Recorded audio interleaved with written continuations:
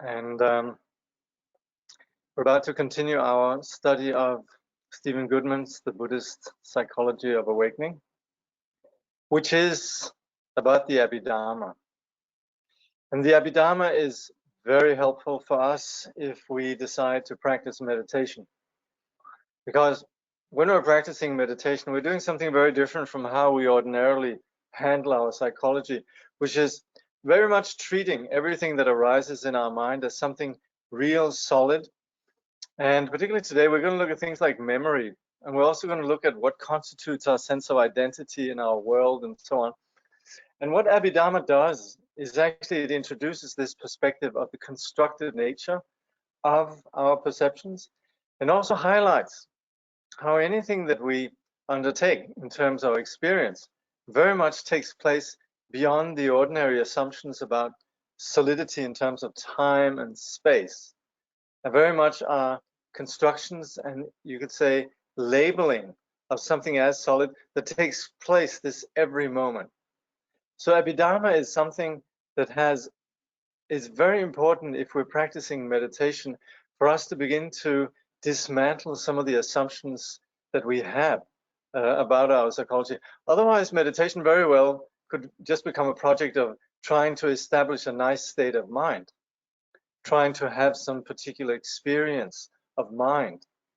And that's a very confused assumption that actually just continues the very vicious cycle that is samsara. So just focusing on the aspect of technique in Buddhism doesn't really get us very far. It's really when we begin to have a perspective that we're enhancing through the practice of meditation, that there's actually a vision, what we call view. And that's what actually brings about a wider perspective that we call wisdom.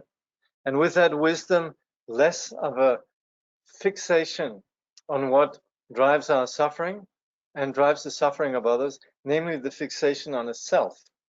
And it's with that letting go of this, what Steven calls fixity, that qualities like compassion manifest. It creates a much greater degree of energy. It creates a greater degree of insight, a greater degree of warmth.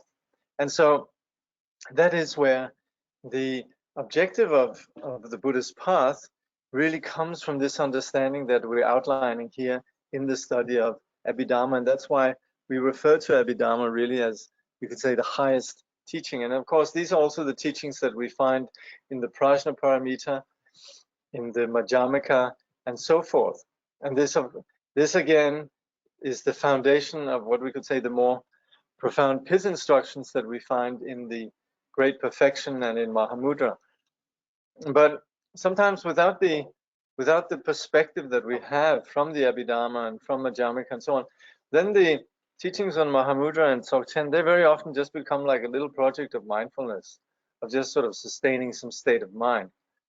And again, that's where we would turn something that is very vast into something rather small.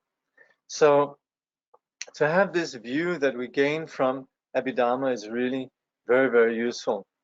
So as always, generating then the enlightened intention that we want to apply this so that we can benefit everyone everywhere.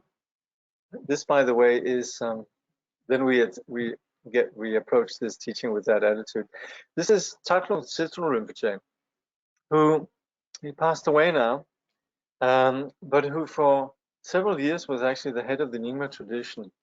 And I only met him very briefly when I was young, but he was renowned as you can actually see in this picture, a very, very humble Lama, and also someone with tremendous kindness and capacity. Very great master. Particularly, he was holder of what is in the Nyingma tradition is known as the Northern Treasures, Changte. And he lived in Simla in northern India for many years. And then unfortunately passed away about around 10 years ago. Maybe less, actually. Anyway, so we're presently looking at consciousness last time, and how we have these, what Steven then refers to as 6 channels. There are the 5 senses, and then also there's the channel that is thought. Because just like we see things, hear things, then which we would then know that we're seeing something, we would hear something, we know it. There's a knowing that takes place. And this likewise also is when we're thinking something. If I say, think of an apple, then in your mind, you're knowing this image of apple. So now we're going to look at memory, which basically falls under the category of the sixth channel, namely thinking. So Steven says, something we can experience that is not seeing, hearing, smelling, tasting, touching, meaning the 5 external senses that are directed towards external objects, is memory. This is how the Abhidharmikas would analyze memory. Is memory something we see or something we hear? No. We say this memory, or I remember, but memory itself is a label. We never have something that could be called a memory. Memory is a word that we use to label a concrete experience. If we're asked to talk about that experience, we may say, I remember, but it has a concrete arising because we're not continually remembering. It sticks around for a while and then it goes away. So that's where we need to recognize that memory is something that takes place within the present. Memory is not something that has anything to do with the past. It's something that we have as a thought. And this is then in relation to experiences that are embedded within our all ground, but the very memory itself is a thought that takes place right now. I might say again, think of an apple. When I think of an apple, then I might say, think of your Uncle Bob, and you'll think of your Uncle Bob. And that Uncle Bob thought will be linked up with imprints about Uncle Bob, or the apple will be linked up with imprints about apple, and so on. And so these will spark various reflections. Thoughts of Uncle Bob, thoughts of this, that, and the other, the apple, fruits in general. But these are all thoughts that take place within the present moment. So the labeling and the solidification, the fixity and all of that takes place right here, right now. That's also where you can say, sometimes we have a particular memory and we'll have a very positive thought of it. And then at other times when we're feeling down, then we might have a very negative thought about it. And likewise, also things that we label as strong, difficult experiences. If we're feeling down, then they will seem overwhelming. If we're feeling up, then we think of them in terms of something that happened, but something that we can work with. So all of that has to do with the present moment and the way that we're engaging that particular thought. Steven then says, we might ask, but in my memory, I'm seeing, aren't I? The answer is no. There is all the difference in the world. In calming meditation, Shamatha practices, often referred to these days as mindfulness, practices particularly when focusing on an external object. The moment we're looking at something is a moment of seeing. When we space out and start remembering things we saw in the context of shamatha, this is called distraction. It is the operation of channel 6. Then we bring ourselves back to seeing, back to channel 1. So as we're practicing shamatha, we're sitting looking at the breath or whatever, something that is not conceptual, something that's neutral, and something that's concrete. And so that might be the breath, it might be an external object. But as we do that, we get distracted, and then we're thinking. And then we might be thinking about things we need to do, or we might have thoughts, we might have memories, and so on. But all of that constitutes then what we call channel, Steven calls channel 6. It's all mind. So these are all thoughts. If somebody were to say, what are you thinking of? Well, then you'd say, well, I'm thinking about my apple tree, or something like that. And because we know that we are presently experiencing that, so we have a knower of a particular object.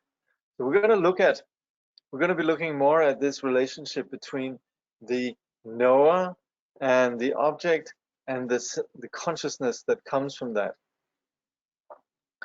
So Steven then says 3 places of concentration during calming meditation, meaning shamatha. For shamatha with an object, 3 of the 6 modes of channel processing are primarily used. So we have these 6 consciousnesses. So the first one, channel 1, seeing form, right? He says the first mode is seeing. Channel 1, shamatha, such as focusing on a flame. A flame doesn't mean your idea of a flame or some flame you may remember, but concretely seeing, looking at something like the shape and color of an actual flame. Or, as is commonly used in Tibetan Buddhism, practices of shamatha with an object, this may involve focusing on a syllable or a letter drawn on paper, perhaps several yards away from the practitioner. So that's where we have actual forms. We would place this syllable, maybe the syllable A, we would have a flower, we might have a rock, we might have a little Buddha statue, and this is what we focus on. So that's a very real object, which is then an object of seeing. So there we have, on one hand, we have then the seer, the seer, and then we have the object. But of course, also what we're going to look at is that we have the faculty, which is the eye, right? And now we have the object, which is, let's say, the flower. But in our mind, then something happens, which is then the consciousness of that. So that's where consciousness also has a role in this. We're going to be looking more at this. So then there's touching. You may practice meditation with awareness on the in and out breath. This is channel 5, shamatha, or the calming meditation on touch. In many of the practices on mindfulness of breath, there are primarily 2 channel 5 methods. There is focusing on the point where the breath touches in the place of the nostrils during the out-breath and the in-breath. So this is, for example, what we have in the Burmese and the Theravadan traditions like Goenkaji. Another channel 5 shamatha with breath is to feel the point of the rising and falling of the abdomen, to count the breath there. This also comes from then the Burmese and the Theravadan traditions. So the reason we sometimes do this is to help avoid spacing out. And this is more general. This is, of course, what is the very purpose of doing shamatha practice, that we need an anchor, something we come back to. So that's where the focus, whatever it might be, is enabling us to, you could say, remedy this thing that happens all the time, which we, particularly as meditators, we're humbly aware of how we get distracted. So that's where we have methods to actually counter that, to remedy this situation. Steven continues, one is instructed to be aware of the direct sensory perception of breathing. If you then start thinking about other things, this is called distraction. And one has switched channels. One has gone from channel 5 to channel 6. So then channel 5 being touch, in the sense of here, mindfulness of breath. Then there's the mental channel, channel 6. The third method is channel 6 shamatha, as for instance, if you have an image of the Buddha in your mind. So this we, for example, do in the Treasury of Blessings, where we visualize the Buddha. All focused internal visualizations are channel 6 shamatha. So this is, you could say, a general, you could say, assertion of the shamatha that has to do with keeping something in mind. Additionally, we can say that all panoramic awareness, Vipassana meditations, are also channel 6, since they do not involve paying attention to things that are externally seen, heard, smelled, tasted, or touched.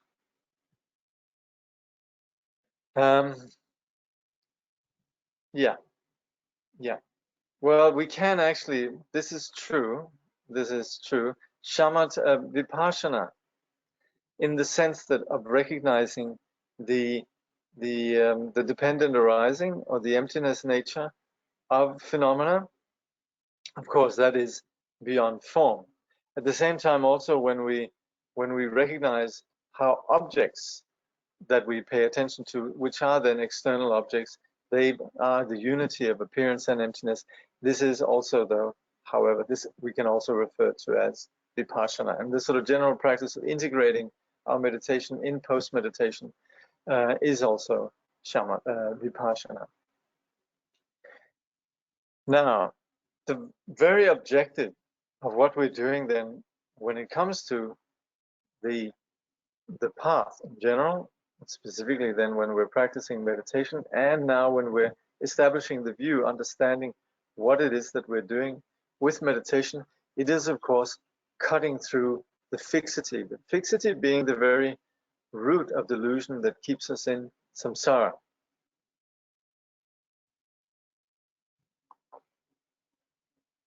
So Steven said, to summarize, so far all this talk about channels and calming practices is meant to bring the flavor of the Dharma to us in an Abhidharma way, remembering the fourfold meaning of Abhi, to make first, which is to make manifest in a concrete way; 2, to do so repeatedly; 3, to overcome all our wrong and narrow views; and 4, so that we will have full realization.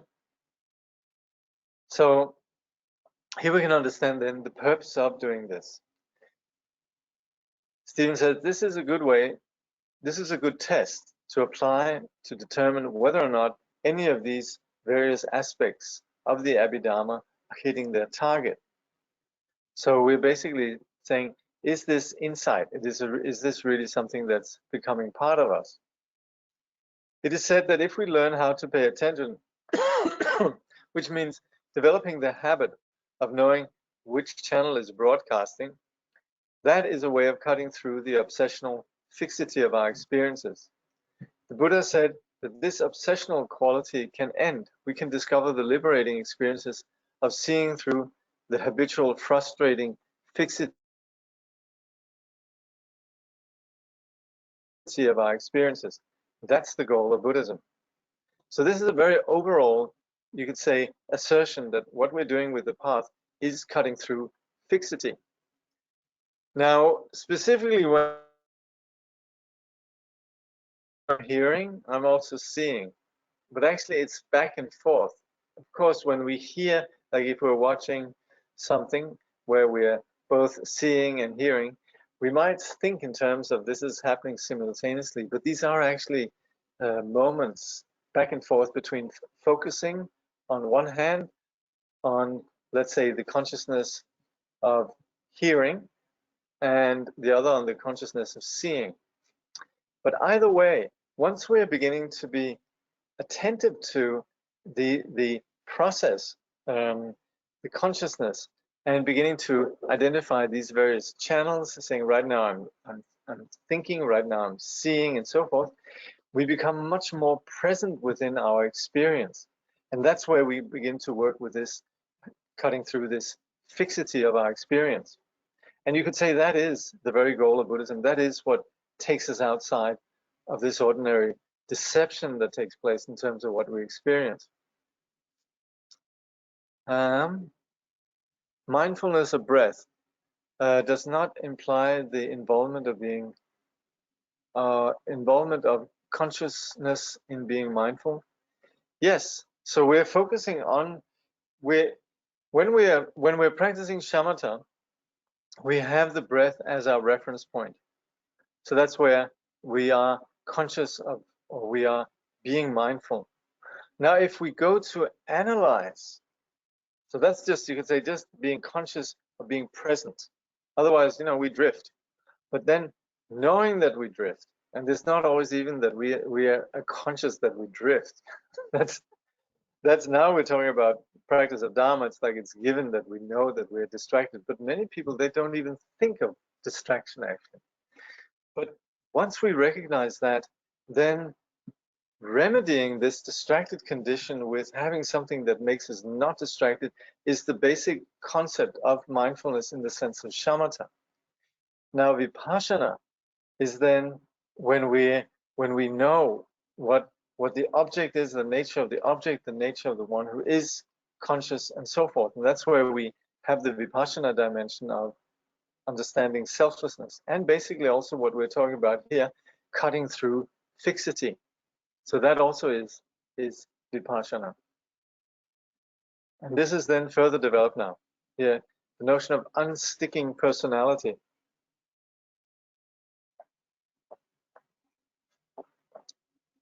So a basic Stravacharyana approach to cutting through this fixity is to recognize that this so-called personality is not always fixed.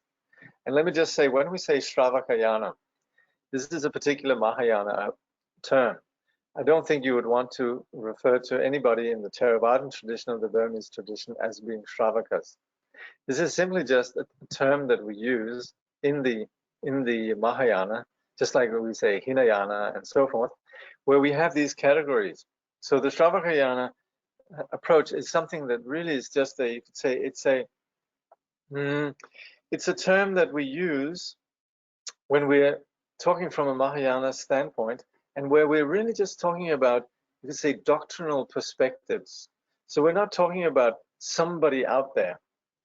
We sometimes end up doing it, but really when we're talking about Stravacharyana, Hinayana, all these things, these are just talking about, you could say, foundational aspects of the path. So that's where we have this. We can talk about basic meditations in terms of Stravacharyana, but we should be very careful not to refer to particular traditions as such. So a basic Stravacharyana approach to cutting through this fixity is to recognize that this so-called personality is not always fixed. This is exemplified in the phrase, the personality is not fixed. Budgala Nairatma, Nairatmya, or Nairatma. Remember, so that basically means the selflessness of person. So we would have actually two kinds of selflessness. One is the selflessness of person, Pudgala, and also we would have selflessness of phenomena, which are Dharma. So then talking in terms of the first, which is, you could say, the first step really on the path, understanding selflessness of person, then Stephen continues, remember Pudgala means personality, another word for all those habitual patterns of channel firings. Nair means not, and Atmya, short for Atman, which we've discussed at length, meaning here fixity or static or stuck. This is synonymous within our sense of this self-centering. So that's where we would say, I have a personality, or phenomena has a particular, you could say, identity. And this is what we're beginning to see through. Of course, with the recognition that this is what starts wars. This is what starts hatred. This is what starts everything that's wrong about the world. And so it's not just that we're doing philosophy for philosophy's sake. This is really getting to the bottom of where we go wrong and where we get stuck. So Stephen continues, the hope and possibly promise of Buddhism is that this so-called personality, this six-channeled or hexa model processing is not static. How is that fixity destroyed? It is destroyed by the application of the medicine, of the application of the categories of wisdom and insight, of the Abhidharma. So that's where we begin to understand that things don't exist in a solid way through all the categories that we have when we analyze. And this is what is then the subject of Abhidharma. So that's overall. Now we're going to talk on something that is crucial, really, when we are analyzing. And that's where you could say all the Abhidharma insight in some way can be tied up within these three categories that we have now: aggregates, sense bases, and elements. And this is right from the word go in the Buddhist teaching, right up actually to the teachings of the inner tantras in Vajrayana, where when we talk about deity, we are actually talking about aggregates, sense bases, and elements. When we talk about Shitro, for example, the peaceful and wrathful deities, this is the aggregates, sense bases, and elements in their pure nature. So while the general Buddhist vehicle talks about our experience of the phenomenal world in terms of understanding its dependently arisen nature and the project of seeing through the solidity. In the Vajrayana, we combine, or we recognize that this solidity has never existed, and all apparent phenomena is by their very nature empty of anything solid, and as such they exist in their intrinsic nature as primordially pure arising. And that is then where the aggregates, the sense basis elements, are seen in their pure nature. And that is what we then refer to when we talk about deity, when we talk about the 100 peaceful and wrathful deities, Shitro, and so on. So this is something that for us who practice the path, it's very, very helpful. Just like if we like to drink tea, it's quite helpful to know how to heat the water, where to get the tea, cups, and so forth. These are basics to really what essentially is basic to what we are. This is very close to heart. So Stephen says, I will give you the list of the 3 wonderful wisdom categories. We have the 5 aggregates, skandhas, the 5 sense bases, or the 12 sense bases, ayatanas, and the 18 elements, dhatus. So we sometimes say that we could sum everything up in terms of the 5 aggregates, the 5 skandhas. We sometimes say, to make it more elaborate, then we could have a format, a schema of the 12 sense bases and the 18 elements. So we're going to look a little bit at these here. It is said that the 18 dhatus were taught to counteract a specific wrong view with respect to the way things are. And the 12 ayatanas and the 5 skandhas were also taught to counteract specific wrong views. Vasubandhu and all the great commentators down to the present, including Jamgun Mipam and others, tell us precisely that the categories of the aggregates, elements, and sense bases were taught for specific and different reasons.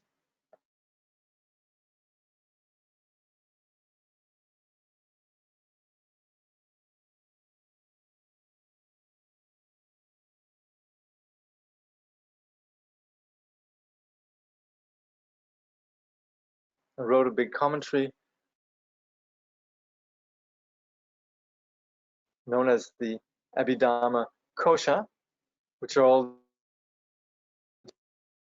was written by Vasubandhu, was then some teachings that he gave, and then he further expanded upon that in his commentary on that.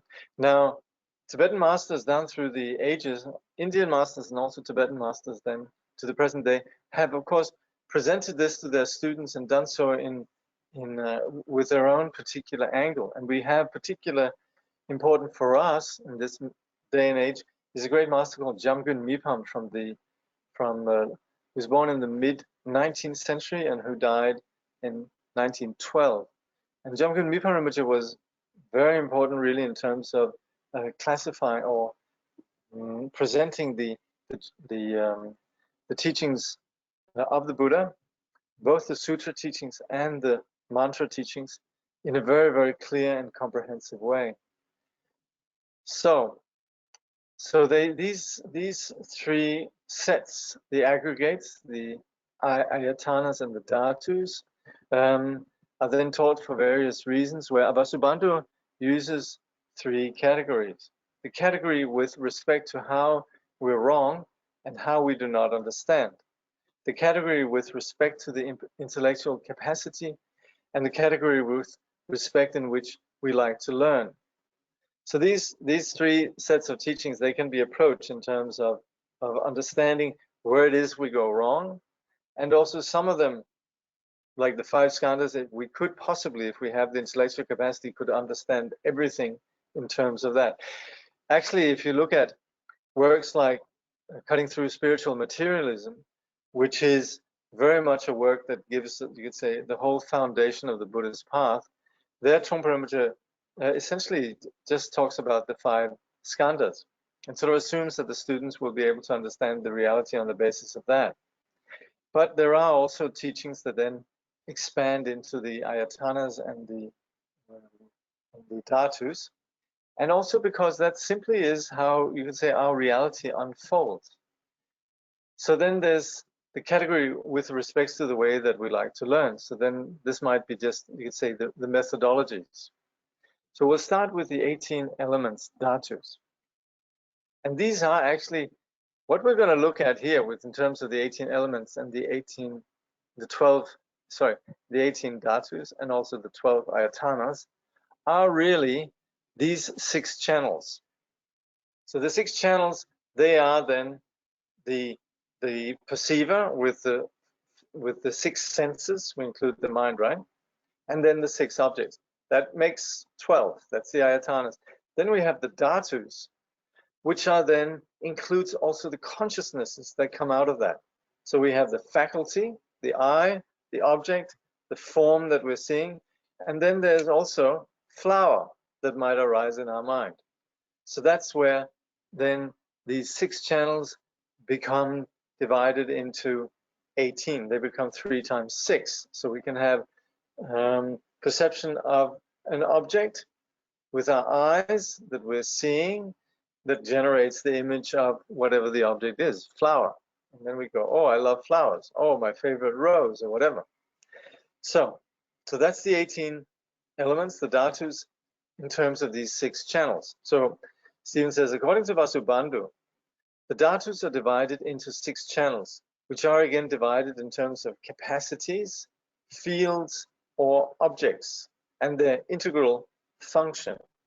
In terms of capacity, we have eye, channel 1, ear, channel 2, nose, channel 3, tongue, channel 4, body, channel 5, and then Vasubandhu uses the term mind, channel 6. So that's where we have these various 5 and 6 faculties. But Vasubandhu cautions, quote, don't think there is something concrete called the mind. All right? So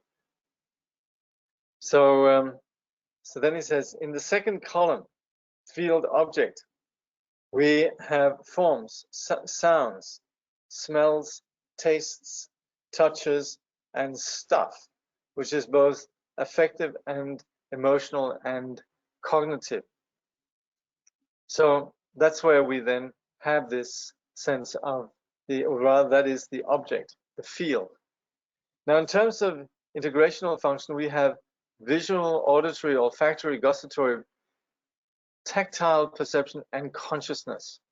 So for example, if we have a visual, that's where I was mentioning before, we might think flower. Auditory, we might hear something.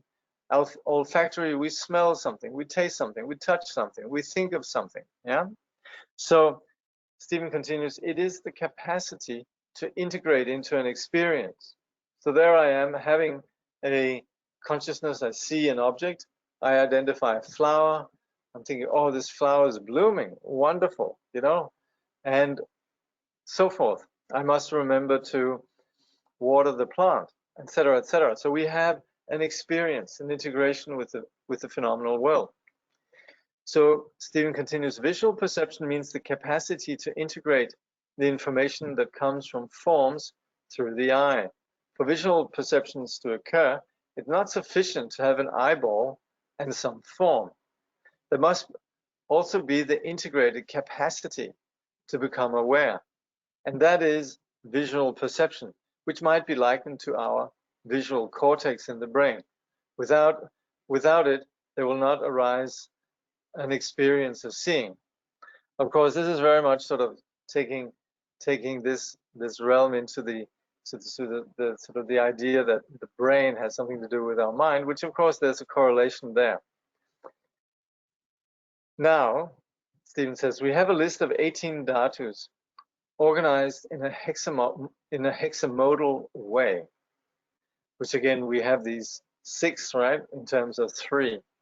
We previously said that the elements, sense bases, and aggregates were each taught to counteract a specific wrong view with respect to the way things are.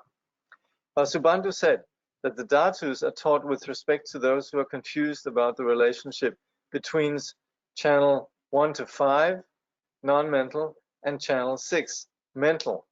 Yeah? These 18 categories are dynamically taught so that we will know that processing reality through the first 5 channels is different from processing it through the sixth channel. They provide a concrete experiential point that we can refer to in our practice. So that's where we would say there's a place where, when we include this integrational aspect, that we have consciousness that is based on these various experiences, we then begin to identify how actually it is the mind that's basic to this experience. So through the so-called Dhatu analysis, we can learn to distinguish at the level of our experience the precise difference between a moment of concretely seeing a form, channel 1, and a moment in which we remember or fantasize about seeing a form, channel 6. In the same way, we can learn to distinguish a moment of concretely hearing, channel 2, from fantasizing or remembering we're hearing, channel 6. So we learn to distinguish the difference between processing through the first, second, third, fourth, or fifth channel and through channel 6. So one is something that takes place just in the, you could say, the vacuous dimension of just our thinking, and the others have some base in terms of actual physical reality. Because this is also where, at the level of some of the philosophical perspectives we find in what we then refer to here as Stravacharyana, namely the Vaibhashika and Sutrantika tenets or philosophies, where there is a notion that there is an actual reality, a physical reality. So this is the teaching of the Dhatus that counteracts the confusion between non-mental and mental, the wrong view that everything we do is the same. Vasubandhu says that these Dhatus are taught for those of the least capacity. They're taught for those who desire or need a very big, elaborate teaching. Atman, or fixity, in the case of the Dhatus, is said to be confused about forms, any of the first 5 modes of processing, and chitta, or mind, the 6th channel. The Dhatus are taught to counteract thinking that everything is form or thought. We can't make any distinctions. It is as if there was no relation between the application of our wisdom mind and the changing qualities of our lives. So this is then the 18 Dhatus. Now we're going to look at the 12 sense bases, the Ayatanas, and then the 5 aggregates. So actually, let me just take you to just going over the yeah, okay, we'll do that later. Sorry.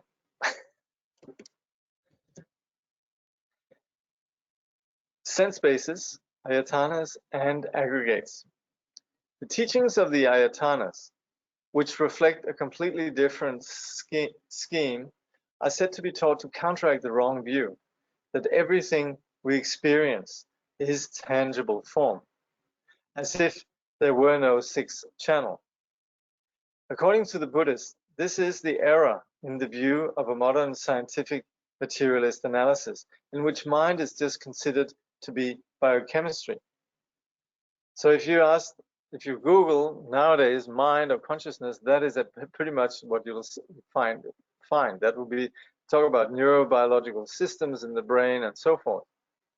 So this is, of course, the view of materialism. This is, of course, profoundly flawed if we actually analyze it. But in terms of the reality of how we generally see the world nowadays, from the point of view of a materialist science, that is actually what the belief system tells us. So it is a view that all thoughts are just macromolecular dances, the firing of neurons, so to speak, and that everything we think, feel, or hope is seen to be replaceable molecules.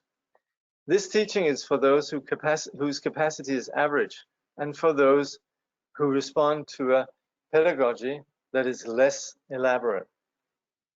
Finally, it is said that skandhas are taught to counteract the wrong view that everything that happens is just mind.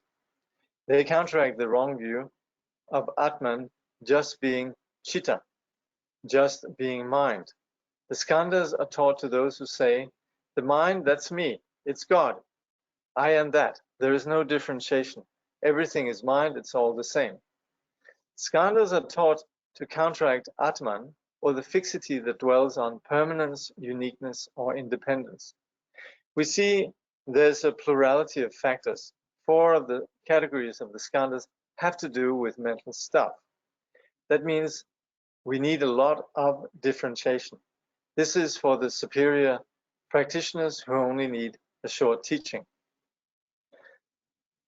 So let me just go over the schema of the 18 dhatus. They are understood in terms of let's take the first here, the I and visible objects, and then add to that also the consciousness, right? This is, by the way, taken from Wikipedia, but actually what Wikipedia has is fine. Also I have this here from Rigpa Wiki, but it's pretty straightforward really, in terms of just understanding that we have this schema of these 6 channels and their objects, and then the consciousness that arises from it. So basically what we refer to as the 12 ayatanas are the eye, ear, nose, tongue, body, and mind, and their objects, which are visible objects, sound, odors, taste, and touch, and mental objects. So if we were to differentiate these, they then, in terms of the objects, they're sights, sounds, smells, tastes, textures, and mental objects. The 6 sense faculties are eyes, ears, nose, tongue, body, and mind. So that's how we would understand the, you say, constructed nature in terms of the subject and object. Now, then the 5 skandhas, and that's really, again, like Steven was saying, this is what enables us to see how our experience of self, in fact, is just an aggregation. And by the way, this is not only in Buddhism we have that, we're also you have David Hume, famous English, Scottish philosopher, who identified how, in fact, there is no real essential self, but we are just, you could say, a groupings of what he called heaps, just various factors. Now, however, in Buddhism then, we refer to the 5 skandhas as essentially what it is that constitutes our entire experience. And I should say I am most familiar with the teachings of the 5 skandhas, and even though, of course, we operate with the whole notion of skandhas, ayatanas, and dhatus, then the 5 skandhas are fairly well-known ways of then identifying how we operate within the terms of sensing our world. We would say the first skandha, form, is really what covers everything we can call physical. The sense of the physical and the sense of the other solidified in terms of the perception of a solid outer world, in terms of a solid body. And then from that sense of self and other, then the following aggregations, which are then feeling, perception, impulse or formations, and consciousness. So I'm just going to read what it says here. Skandhas, which is Sanskrit, or khandas in Pali, means heaps, aggregates, collections, and groupings. In Buddhism, it refers to the 5 aggregates of clinging. Panchu padana khanda, the 5 material and mental factors that take part in the rise of craving and clinging. So our craving and clinging is based on a sense of I and the object as being solid, as being what Steven calls fixed. So the 5 aggregates or heaps are here, then, in this particular translation: form, or material image, impression, also called rupa in Sanskrit, and then sensations, feelings, which we then have in relation to the forms that we perceive, and this is vedana in Sanskrit. Then we have perceptions, which are then in relation to what we perceive. We begin to classify them in particular way, samjnana. And then we have mental activity or formations, samskaras or impulses, which then on the basis of that, we then begin to, you could say, have a picture that of like and dislike, and also this informs our actions. And then we have consciousness, vijnana, which is then the, you could say, the headquarters that register everything that we're experiencing. So, so this is common to all the various Buddhist traditions. So the Buddha and the Pali Canon have these 5 aggregates as follows: form. I'm just going to go read the first one: form, sensation, perception, mental formations, and consciousness.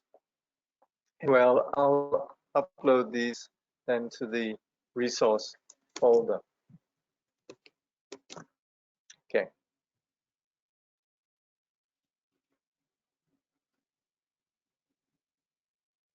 Could you please explain a bit more detail on the object of the mind, sense? Well, that is what we expect. I should say right away, I should say, like I said, I'm more familiar with the explanation in terms of the 5 skandhas, and there's a place in here, Stephen is making a point that really I owe it to you, where he's talking about what is the object of, you could say, clarification. And I'm a bit shaky there. I'm not exactly sure, and I should really do some homework here on what he means, because he is talking about how to differentiate between what we perceive and as not only being mind. This confuses me a bit. So just keep a place marker in here. Teacher is confused. So I'm going to answer your question and I'll revisit it, but I actually owe you to have more certainty about this. I'll try to read up to this next time, but it's something that confuses me a bit. For me, it's fairly simple, that we really just have these, what I would call 6 consciousnesses and the 6 objects. And then you could say, and additionally also of course, the faculties, right? You could say the organs, right? So we have organ, object, and consciousness, right? That's for me fairly simple, but Stephen is saying something more. So, but here, just to answer your question, quite simply, what we talk about, the object of the mind sense, that is the thought. So we would have, on one hand, we would have chitta, or the mind faculty, and then its object. Like I say, if I say apple, or I say horse, you're gonna, and I then say, what are you thinking about? Then you're gonna say, I'm thinking of a horse. There is a consciousness that knows that object, right? And that's where we then would say we have this mind which knows the object as such, yeah. So that's the short answer. But there's a little bit of a missing link here. So how does thoughts differ from the label? How does thought differ from the label placed on our objects of our 5 senses? Well, that's possibly the point that Stephen is making here, in terms of something is tangible, in terms of something is, you could say, physically objectifiable. So all the objects, or rather they're solid. Like even if I make a sound, there's something out there, right? But the thought, if I say apple, that is taking place within your continuum, and it's yet still an object of your mind. So there is a difference there, yeah. So in this way, we can talk about subject and object in terms of also the thinking that we undertake, or memories, or whatever it might be. Okay. Yeah, well, I would say in and of itself, see, I'm more confused with Stephen's explanation than the actual topic. In and of itself, it's fairly straightforward. Because if you're looking at an object, let's say a flower, you have the object out there, right? And I ask you, what are you looking at? Then you would say, I'm looking at a flower. If you then have the memory of the flower, then I'm saying, what are you thinking of? Well, then you say, I'm thinking of a flower. So there's still a subject and an object taking place. That in itself is not that confusing. There's, however, some subtle points here that I'm missing, which is what we call the object of refutation, why this is taught. And there Stephen is saying something about the working back and forth between the understanding that everything is mind and refuting that, which might also be a little bit specific to the what we call the Vibhashika and the Sautrantika traditions that actually assert a solid external phenomenal world. You see, in the Mahayana, we generally just say, well, all phenomena, they're free of inherent existence. And we're kind of off the hook fairly easily in terms of just identifying some sort of, you could say, solid ontology out there. But nevertheless, it's good to know, because we, of course, do function effectively in terms of asserting a reality out there. But, you know, I look at a flower, I don't just say it's the mind, right? But what are you looking at? Oh, I'm looking at my mind's labeling of the flower. So there is some value in this differentiation here. Anyway, I'll reread it. It's still delusion. A flower in a dream, waking life or memory, all are imputed. That's right. Yeah. So that's where we would talk within the sort of the ordinary realm of delusion. We still have what we call valid relative truth and invalid relative truth. So you say the flower in a dream and the flower in a waking life and so on, all of these are just imputations. That's true. They all are just relative phenomena. And yet, if we were to, we could say the thought of a flower is for us less real than an actual flower.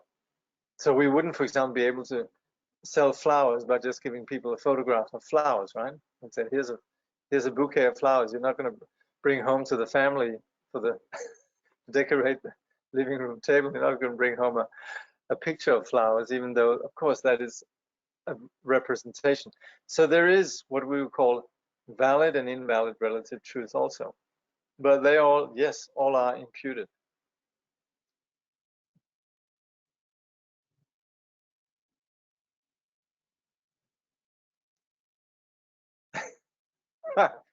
Someone says, sounds convincing. What are you confused about? I'm glad if it's coming across convincingly and clear. That's good. Stay with that.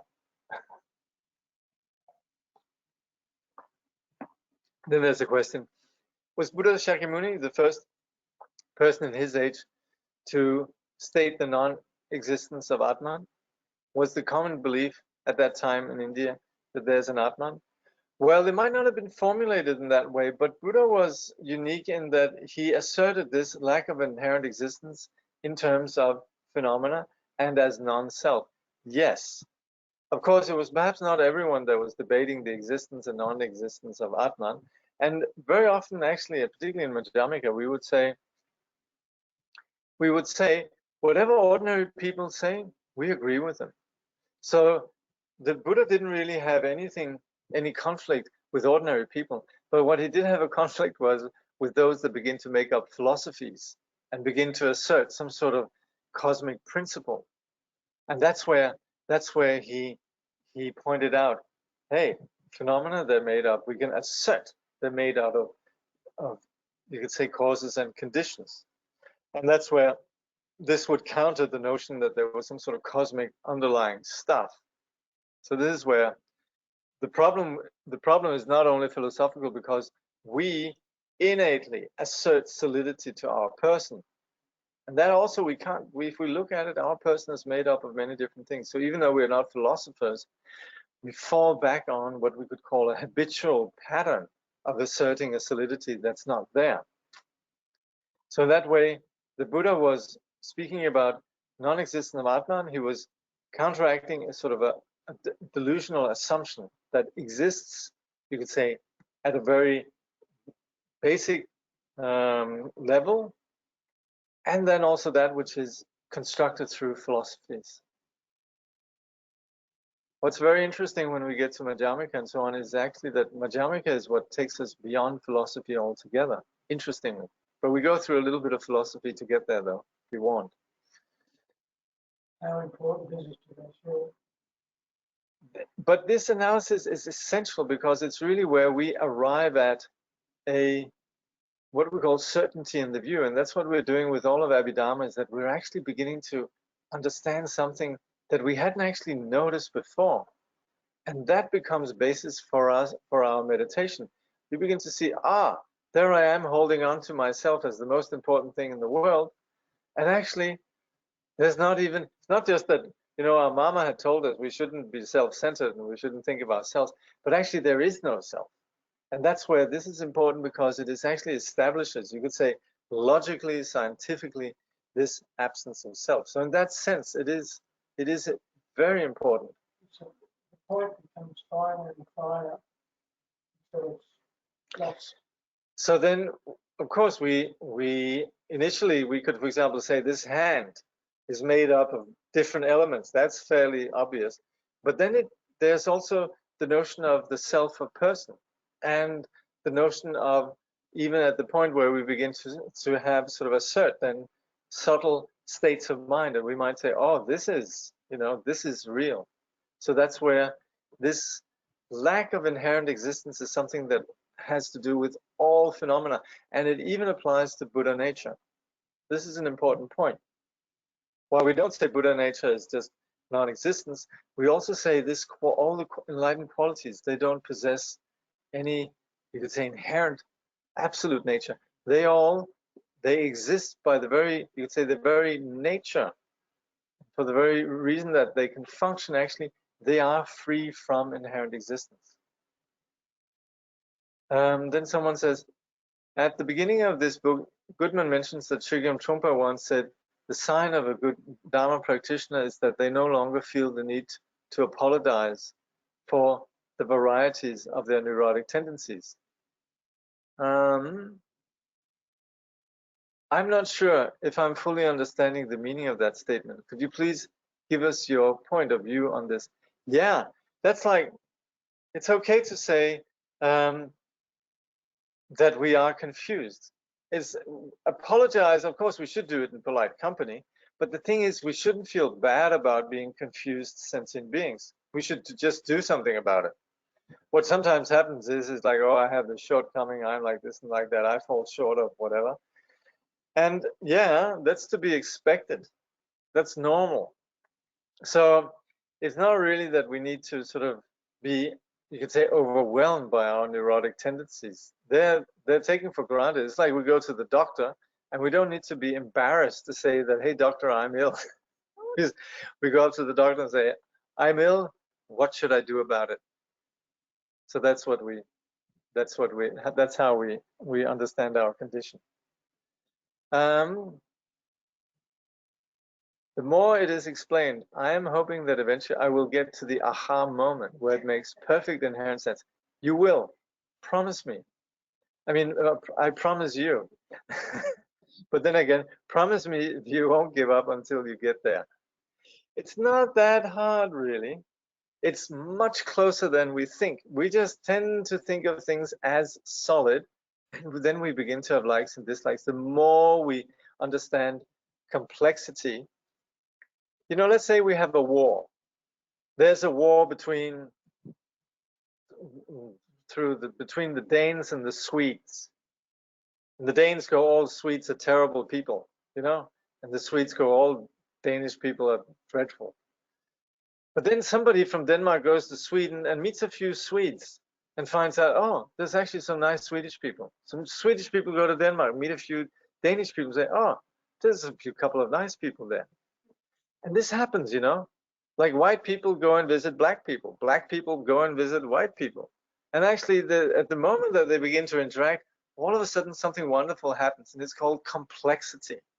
We begin to see that things aren't black and white. They aren't just one way or another.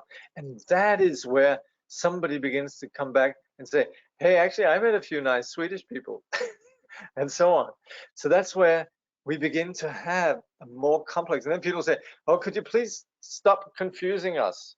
Yeah, sure, we'd like to have simplified truths, right? And you could win an election just presenting people with dumb, simplified truths that just fit into very narrow parameters. But unfortunately, That's deceiving. And that's where we need to say, sorry, the issues are complex.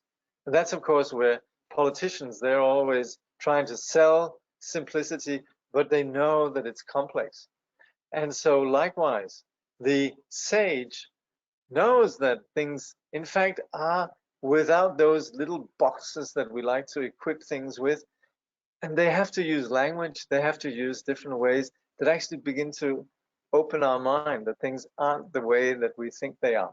So that's where the sage is sitting there hoping that we get to the aha moment. Because when we get to the aha moment, we begin to have less judgment on ourselves, we begin to have less judgments on the objects, we begin to have less attachment, less aversion, and that is what prevents us from seeing reality. Danes could go to Sweden and all the time they're there, if they just have this idea, all the Swedes are dreadful people, they're not going to have a fun time. And sentient beings, they go through life thinking, I like this, I don't like that. And they're not having a good time. What the sage would like to do is to remove this and for us to see that these labels that we give to phenomena that result in our likes and dislikes are actually just our imputation. So to aspire to get to the aha moment is a very noble enterprise. We're all working on that. We're all in the same boat, heading that way. But I'm making a sales pitch for the validity of this journey. In terms of non-existence of Buddha nature, is there a consensus in higher philosophical teachings of all traditions of Tibetan Buddhism? Well, there's a little bit of squabbling about Buddha nature. Some would say, well, it could never be Buddha nature if it's something solid, right? Because that would mean that there's never been any, we've never seen anything that actually was solid. And so the qualities of Buddha nature, they would necessarily be asserted as something as falling into a category we call eternalism. And it couldn't actually function if it was something that eternally was unchangingly in one way or another. So that's where we would emphasize Buddha nature can never be something that is, you could say, solidly inherently existent. But then someone would say, well, hey, wait a minute, if Buddha nature is what the Buddha attains, then if it was just just non-existent in the sense of just being a dependent arising, then it wouldn't be real. And what would be, it would just be impermanent, wouldn't it? And obviously the Buddha attains enlightenment, and then that's permanent, isn't it? So it must be real. So you have those that then would say, oh, Buddha nature, everything in samsara is delusional, but Buddha nature is real. And there's a lot of, you could say, pros and cons. Jamgon Mipa Rinpoche, he would say at the end of the day, what we're just doing is essentially philosophizing. We're essentially just doing philosophy about these things. And the actual experience defies any classification whatsoever. So that's where Mipa Rinpoche, he agrees with either of these, but then again, doesn't just get stuck on either of these positions. But you're right, there have been like sometimes some squabbling debate between the traditions of Tibetan Buddhism. Notably, we call this the debates between what's called Rangtong, which is the emptiness of phenomena in themselves, and then what's called Shentong, emptiness of other, meaning emptiness of everything that is other or external to Buddha nature. So there's a little bit of that happening, but it actually needn't be a particular problem. Oh, we've gone overtime. Terrible. Okay, there's a few more questions. I think this Abhidharma subject is so well presented and straight to the point. It should be taught at school to teenagers in our so-called scientific-driven culture. I think young people would get it if taught right. I think you're right. Yep. Go and tell them. And of course, this is particularly tragic in a culture where we're very often just thought that we can't do anything. We're just driven by chemicals, you know, a completely deterministic idea that, well, you can't do anything, you know, you're made up in a particular way. Permanence and uncompounded, same thing or not?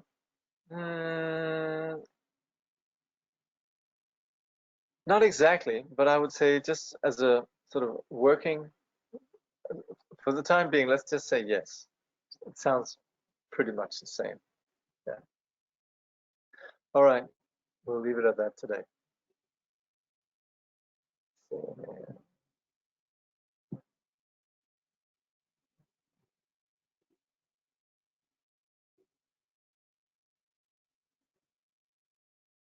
then there's the last question. Can a Vajrayana practitioner practice in the Theravada temple? Absolutely.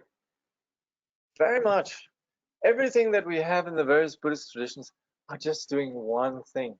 Now, if some of the, of course, the Theravadan tradition, which is not a Vajrayana tradition, would not understand what Vajrayana practice is about. So maybe when we go to the Theravadan tradition, we shouldn't do Vajrayana practice openly, but at the same time, what we as Vajrayana practitioners are meditating on, which is the mind as deity, corresponds to what you would have in the Theravadan tradition as mind, ultimate nature is the Vipassana. So in that way, there's no conflict between the two. But again, don't bring your bell and dorje and damaru, or start doing obvious Vajrayana practice in the Theravada temple, because they wouldn't understand. But you, as a Vajrayana practitioner, when you walk into a Theravadan temple, then you would naturally have great reverence for the scope of that particular tradition, which is honoring the enlightened principle and all the teachings. Actually, in the Theravadan temple, you would be, possibly they would be studying the Abhidharma that we're looking at here. They would talk about the 5 skandhas, the 12 ayatanas, the 18 dhatus, and so on. Okay.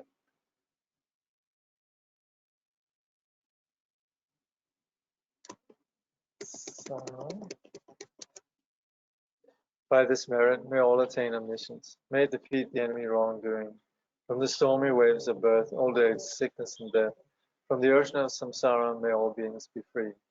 May bodhicitta, precious and sublime, arise where it has not yet come to be, and where it has arisen, may it never fail, but grow and flourish, ever more and more.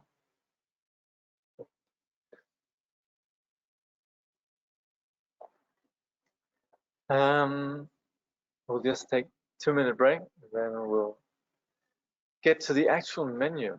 I mean, the actual meal, meditation. So let's see.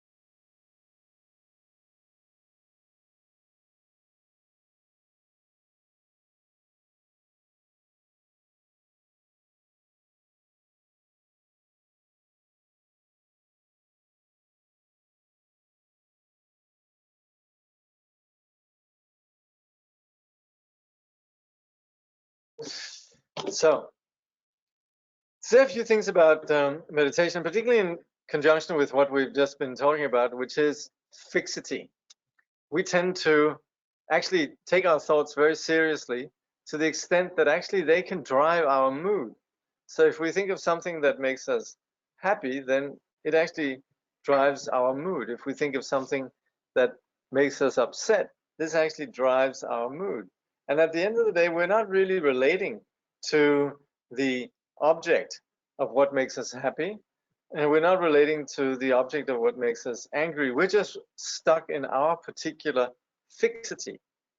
And that's where meditation is really a wonderful remedy, because that's where we can begin to let go of our ordinary fixity.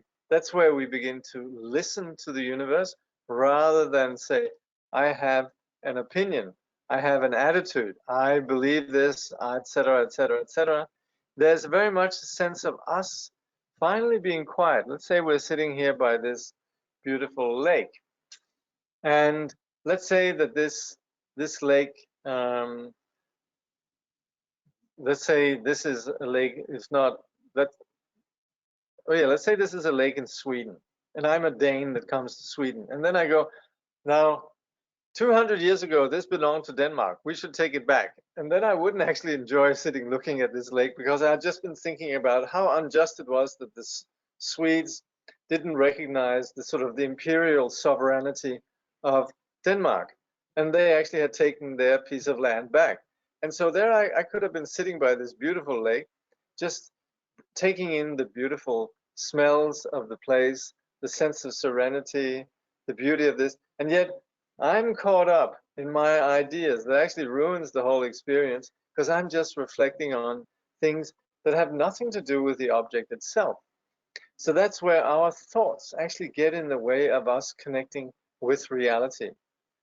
We could say all phenomena there are, they have an intrinsic truth, which is that they actually exist free of the labels that we give them.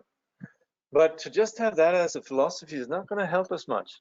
We need to actually begin to quiet the labeling mind and begin to have a place where we begin to penetrate to this nature of phenomena itself. This is what we in Buddhism call Dharmata, the nature of the intrinsic nature of reality. So we can talk about Dharma and Dharmata.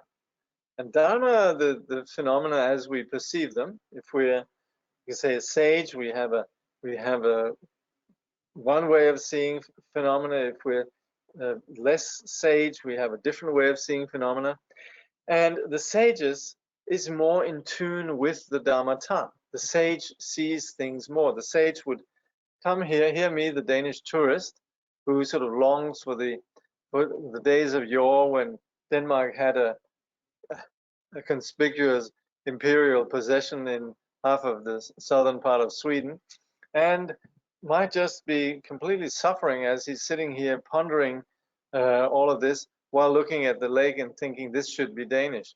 Whereas the sage, who doesn't really worry too much about the sort of imperial past of Denmark or even who this lake belongs to, the sage would just relate to the Dharmata, or the phenomena of the lake itself. And this is the beauty of what we're doing with meditation, is actually that we're training ourselves in beginning to just allow ourselves to experience the nature of our mind, the nature of the phenomenal world. So with the practice of meditation, we're beginning to touch and experience and breathe and smell and sense the phenomenal reality that we live. So this is where the practice of mindfulness and insight is very, very helpful. First, we practice the practice of mindfulness in terms of just calming ourselves down.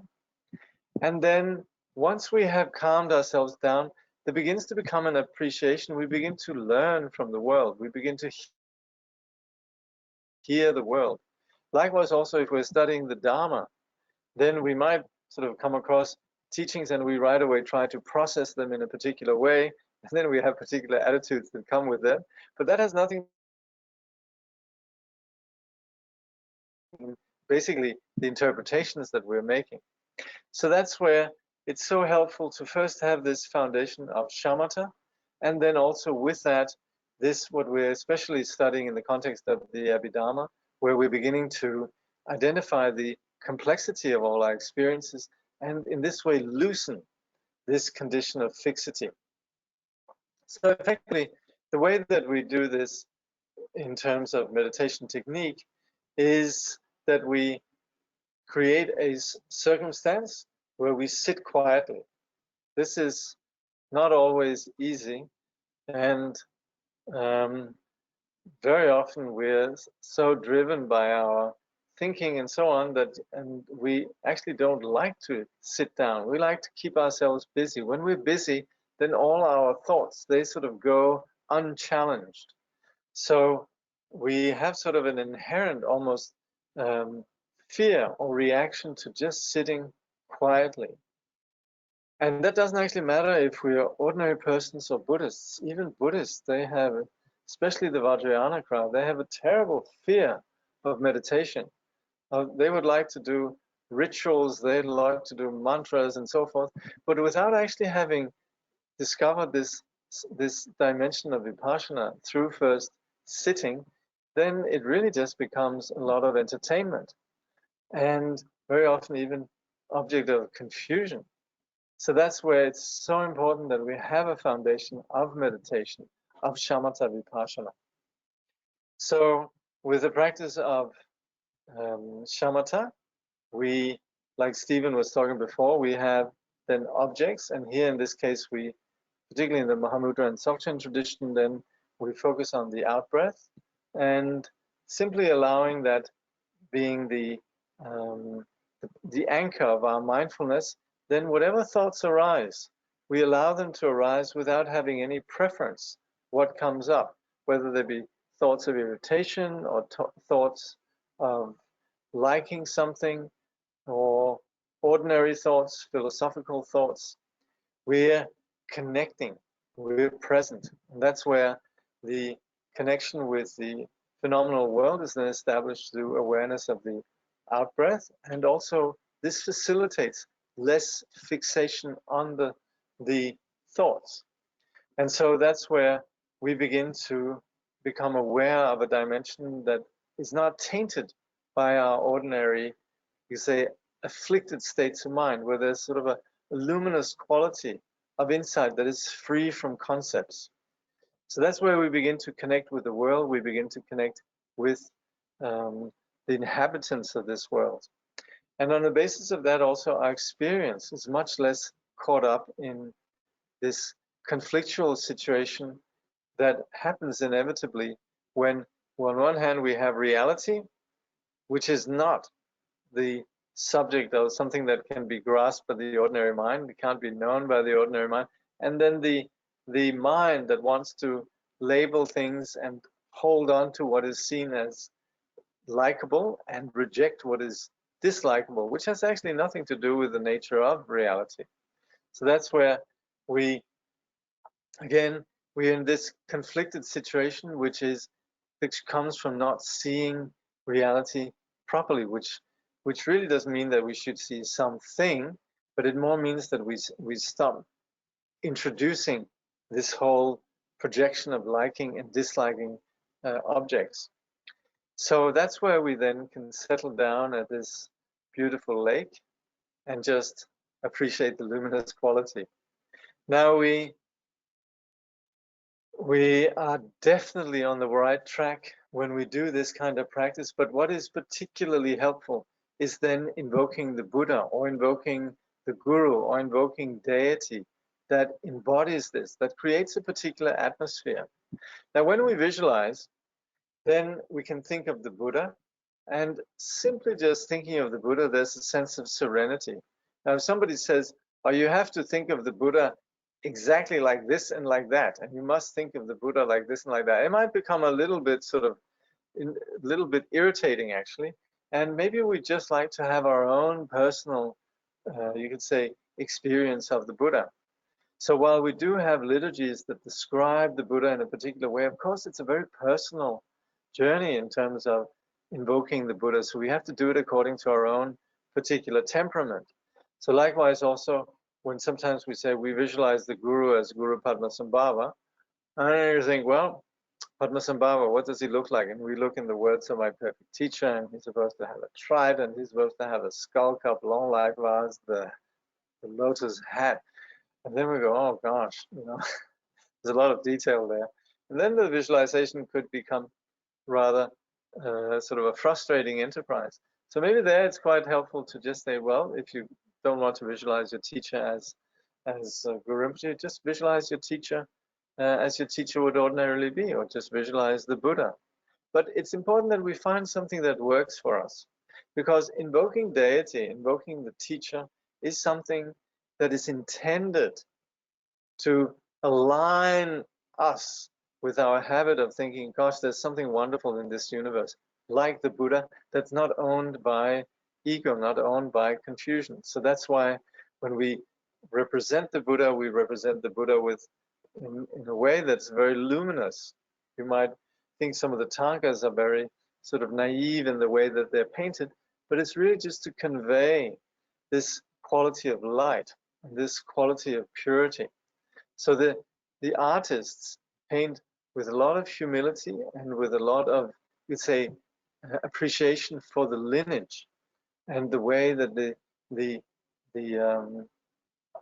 Buddha came, taught, and from the time of the Buddha, there's a sacred lineage and tradition of representing the Buddha and the Buddha's teaching and appreciating the whole, you say, culture of the sacred.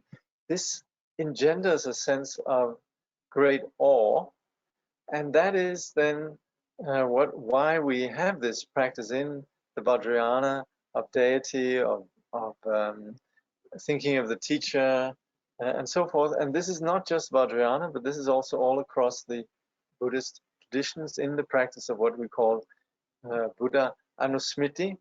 And those of you who have students of Tsonsa Rinpoche who maybe have gone to what's called the Siddhartha festival, there's a liturgy from there which is called Triratna Anusmriti, which is then recollecting the three jewels. So either recollecting the Buddha, Buddha Anusmriti, or recollecting the three jewels.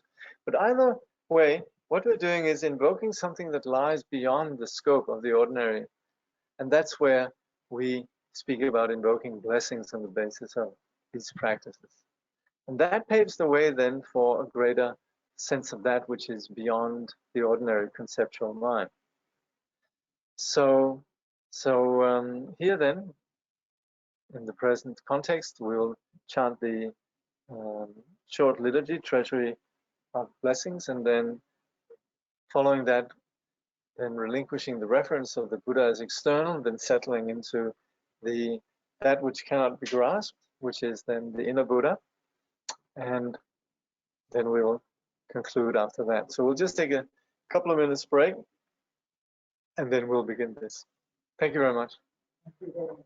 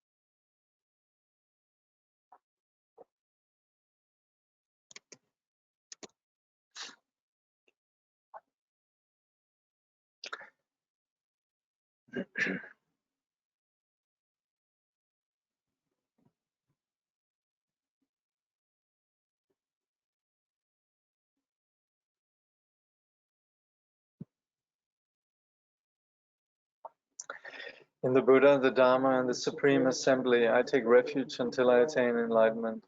Through the merit of practicing generosity and so on, may I attain Buddhahood for the benefit of all beings.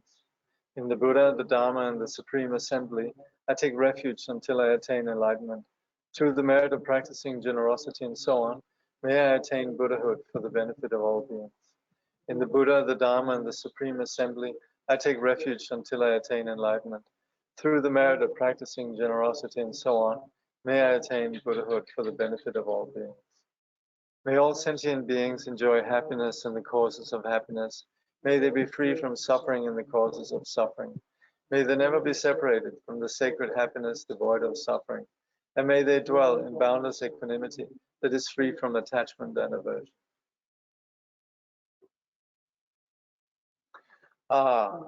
As the union of unborn emptiness and the ceaseless appearances of interdependence, magically there appears before me in the sky, amidst vast clouds of offering, on a jewel-lined throne and lotus sun and moon disk seats, the incomparable teacher, lion of the Shakyas. His body the color of gold, adorned with major and minor marks, clad in the 3 Dharma robes, he sits in Vajra posture, his right hand gracefully poised in the earth-touching mudra, and his left hand in the gesture of meditation, holding an alms bowl full of nectar. Like a mountain of gold, magnificent he shines in splendor, spreading beams of wisdom light across the whole expanse of space. The 8 close suns, 16 elders, and the like, a vast ocean-like retinue of noble beings encircles him all around. Simply think of him and he grants the glory of the highest bliss, liberation from samsara and nirvana, the 2 extremes. He is the great being, perfect embodiment of every source of refuge. With your great compassion, you embraced this turbulent and degenerate world and made 500 mighty aspirations. You are as exalted as the white lotus. Whoever hears your name shall never return to samsara. Most compassionate teacher, to you I pay homage. All my own and others' virtues of body, speech, and mind, together with all our possessions, visualized like Samantabhadra's offering clouds, I offer to you. All the harmful actions and transgressions I have committed throughout beginningless time, each and every one, I now confess with intense and heartfelt regret. In all virtuous actions of the noble ones and ordinary beings, accumulated throughout the past, present, and future, I rejoice. Turn the wheel of the profound and vast Dharma teachings, ceaselessly and in every direction, I pray. Your wisdom body is like space and remains changeless throughout past, present, and future. Yet in the perception of those to be guided, you go through the display of birth and death. Even so, let your form body continue always to appear. Through all the virtues I have accumulated in the past, I'm accumulating now and will accumulate in the future. For the sake of benefiting all beings who are as infinite as space, may you, the sovereign of Dharma, be forever pleased, and may all attain the state of the victorious one, the Lord of Dharma. Living beings like us, adrift in this degenerate age, have no guidance nor protection. Because of your kindness, caring for us with surpassing compassion, every manifestation in this world now of the 3 jewels is your enlightened activity. You are then our only refuge, incomparable, supreme. So from our hearts we pray with total confidence and faith. Do not neglect the great promises you made in times gone by, but hold us until we attain enlightenment with your compassion. Supreme Teacher, Bhagavan, Tathagata, Arhat, complete and perfect Buddha, glorious conqueror, Shakyamuni Buddha, to you I pay homage, to you I make offerings, in you I take refuge. Supreme Teacher, Bhagavan, Tathagata, Arhat, complete and perfect Buddha, glorious conqueror, Shakyamuni Buddha, to you I pay homage, to you I make offerings, in you I take refuge. Supreme Teacher, Bhagavan, Tathagata, Arhat, complete and perfect Buddha, glorious conqueror, Shakyamuni Buddha, to you I pay homage, to you I make offerings, in you I take refuge. Yatao muni muni mahamunaya soha. Yatao muni muni mahamunaya soha. Yatao muni muni mahamunaya soha. Yatao muni muni mahamunaya soha. Te yatao muni muni mahamunaya soha. Te yatao muni muni mahamunaya soha. Te yatao muni muni mahamunaya soha. Om Muni Muni Mahamunaya Soha. Om Muni Muni Mahamunaya Soha. Om Muni Muni Mahamunaya Soha. Om Muni Muni Mahamunaya Soha.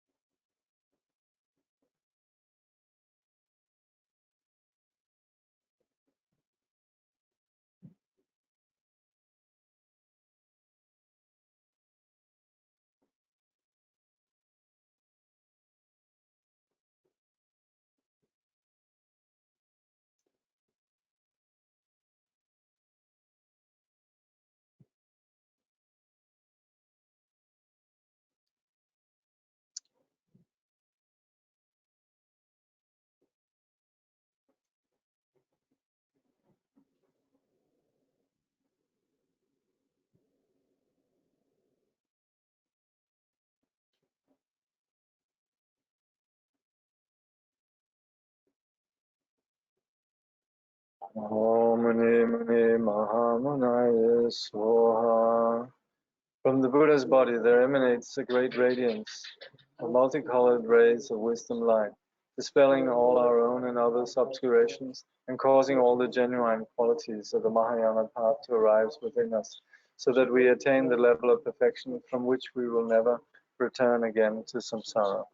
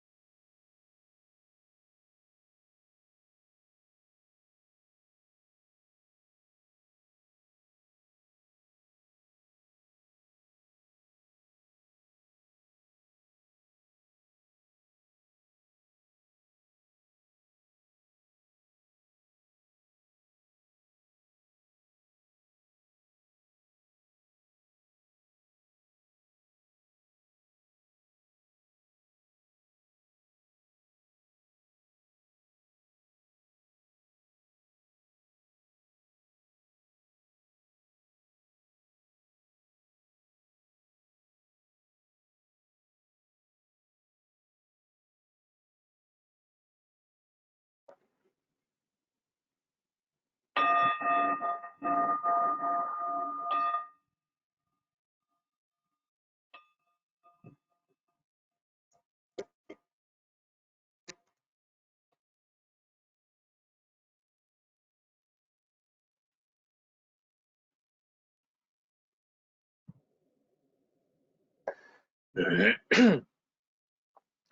prostrate to all the Buddhas and to the Bodhisattvas endowed with the divine eye of the sages, and to the Shravakas as well. I prostrate to bodhicitta, which counteracts birth in all lower realms, perfectly shows the path to the higher realms, and leads to no aging nor death. Whatever negative actions I have done under the influence of an afflicted mind in the presence of the Buddhas, I fully acknowledge them all. By the accumulation of any merit I have created through the three kinds of activities, may my seed of omniscience grow, and may I attain awakening that never ends. Whatever offerings to the Buddhas that can be found in realms of the 10 directions are known to the Buddhas who rejoice in them. I rejoice in all these offerings. I fully acknowledge all negative actions and rejoice in all merit. I prostrate to all the Buddhas. May I attain supreme primordial wisdom. I earnestly request the Bodhisattvas who reside on the 10 levels in all the direction of the worlds in the 10 directions to awaken into supreme enlightenment. Once you have awakened into genuine enlightenment and tamed the Maras and their hordes, may you turn the wheel of Dharma so that all living beings may be healed. With the sound of the great Dharma drum, may you free all sentient beings who are suffering. Throughout inconceivable millions of kalpas, may you remain and teach the Dharma. Mired in the swamp of desire, entangled in the strands of cyclic existence, I am fettered by all that binds. I supplicate those supreme among humans to look upon me. The Buddhas do not blame sentient beings who are flawed. With a loving heart for all sentient beings, may the Buddhas free them from the ocean of cyclic existence. Any perfect Buddhas who are present, those who have passed away and those yet to come, may I train following in their way and engage in enlightened conduct. Having perfected the 6 paramitas, may I liberate the 6 families of sentient beings. Having actualized the 6 extraordinary faculties, may I reach unexcelled enlightenment. Future phenomena are not born, those past will not occur. Present phenomena have no inherent nature. There is no actual location. There is no perception. There are no outer things. May I realize the Dharma Dhatu of emptiness. According to the Buddhas, the great sages, there are no truly existent sentient beings, no life force. There is no truly existent individual and no nurturing of a self. May I realize the Dharmata, where the self is not present. An entity such as grasping onto a self in mind is not present within any of the paramitas. To benefit all sentient beings, may I give with generosity, free of avarice. Since things do not exist as entities, may my wealth appear spontaneously. Since all things totally disintegrate, may I perfect the paramita of generosity. Endowed with a flawless ethics that is guided by rules, and an ethics that is completely pure, with an ethics free of an arrogant mind, may I perfect the paramita of ethics. Just as the elements of earth, water, fire, and wind, bodhisattvas do not remain caught by mental constructs. By attaining patience, anger never arises. May I perfect the paramita of patience. Through the power of previous perseverance, having become stable, enthusiastic, and free of laziness, and through a strong body and mind, may I perfect the paramita of perseverance. Through the samadhi world is illusion alike, through the samadhi of the hero's stride, and through the samadhi that is like a vajra, may I perfect the paramita of meditative concentration. Through actualizing the 3 gates of full liberation, the equal nature of the 3 times, and the 3 types of knowing as well, may I perfect the paramita of prajna. Through persevering in the bodhisattva's practice, may I attain the kaya praised by all the Buddhas, the luminous kaya and the kaya blazing with majesty. Thus may my intentions be fulfilled. May I be like the famed Maitreya who engaged in such a practice, perfected the paramitas, and perfectly abides at the zenith of the 10th level. By this merit, may all attain omniscience, may defeat the enemy wrongdoing. From the stormy waves of birth, old age, sickness, and death, from the ocean of samsara, may all beings be free. May bodhicitta, precious and sublime, arise where it has not yet come to be, and where it has arisen, may it never fail, but grow and flourish ever more and more. May the Buddha appear in this world, may the light of the teachings shine like the sun. May the holders of the teachings live in harmony, and thus may all be auspicious for the teaching to endure. We pray for the good health of the teachers. We pray for their precious lives to be long. We pray for their activities to spread and increase. May we be blessed never to part from the teachers. Akashasya stiti yavat yavacha jagataha stiti tavam mama stiti bhuyaha jagadukani nignata. Akashasya stiti yavat yavacha jagataha stiti tavam mama stiti bhuyaha jagadukani nignata. Tavam mama stiti bhuyaha jagadukani nignata. Tavam mama stiti bhuyaha jagadukani nignata. As long as space remains, as long as the world remains, may I too remain to alleviate the sufferings of the world.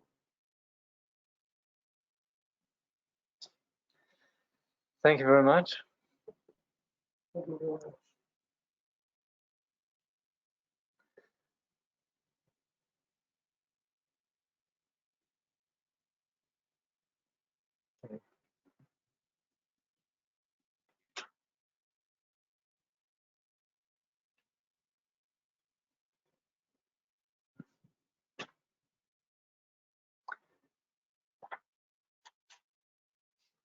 See you again.